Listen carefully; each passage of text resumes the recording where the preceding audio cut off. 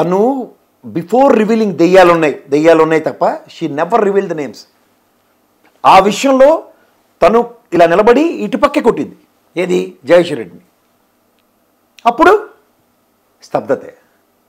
ఇదే reactive mode. అప్పుడు జగదీశ్వర్ రెడ్డి గురించి మాట్లాడడానికి నీకేం హక్కుందని పార్టీ రియాక్టివ్ మోడ్ చూపించాలి కదా. అప్పుడు ఈ 2 కంపారిజన్స్లో తను యాక్ట్ని కొన్నాళ్ళు బట్టి జరుగుతుంది జస్టిఫై చేసుకుంటూ వచ్చింది. ఇప్పుడు ఇలా మాట్లాడడానికి నేపథ్యం ఏంటని వెనక్కి చూసుకోవచ్చు. తను ఏదైతే లిక్కర్ స్కామ్లో అరెస్ట్ అయింది 124 రోజులు జైల్లో ఉంది. తనకి ఇందులో తన మిస్టేక్ చెప్తున్నా. ఇక్కడ కవిత తన పిఏలు తన ఆడిటరు ఇలాంటి వాళ్ళందరినీ మూసేశారు. అక్కడ విజయసాయిరెడ్డి అల్లుడిని ఆయన ఎవరు మాగుంట శ్రీనివాసరెడ్డిని అలా కొడుకునైతే లోపటేశారు. మాగుంట శ్రీనివాసరెడ్డిని కరెంట్ పాస్ ఆటాడారు.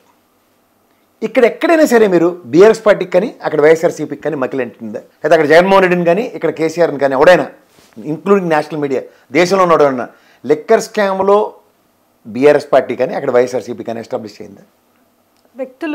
వ్యక్తులే.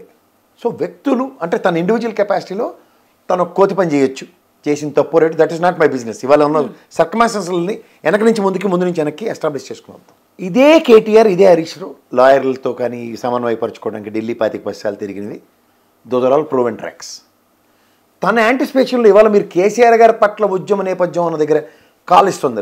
బయటికి రండి, అందరూ వచ్చి ఉద్యమాలు చేయండి, కేసీఆర్ గారి గురించి నిరసన కార్యక్రమాలు లేదా పుత్రికలు తగలబెట్టండి. This she anticipated. ఎందుకు? ఆవిడ ఒరిజినల్గా అంబిషియస్ లేడీ కాబట్టి. అంబిషియస్ అన్న దగ్గర పార్టీ ఎలా ఉంటుంది? ప్రాంతీయ పార్టీ. ఇప్పుడు కరుణానిధి గారి విషయం చెప్పాలి, అది మన తాకరే గారి విషయం ఒకటి చెప్పాలి.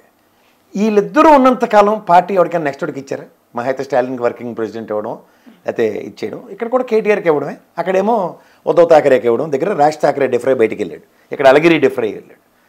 బట్ ఇక్కడ అలగిరి రోలు, అక్కడ రాజ్ థాకరే రోలు కవితమ్మ అనుకుందాం. Just an example. ఇక్కడ ఏంటవుతుందంటే ఈ ఫ్రిక్షనల్ సిచ్యువేషన్స్ వస్తున్నప్పుడు యాజ్ లాంగ్ ఎస్ ఒక టాల్ పర్సన్ ఆవిడే 10 సార్లు చెప్తుంది మా నాన్నగారు ఆయనకన్నా మించినోడు లేదు అని. He's there. Why the hell you are bothering about something else? అంటే పొలిటికల్ ఆస్పిరేషన్స్ గురించి చెప్తాను.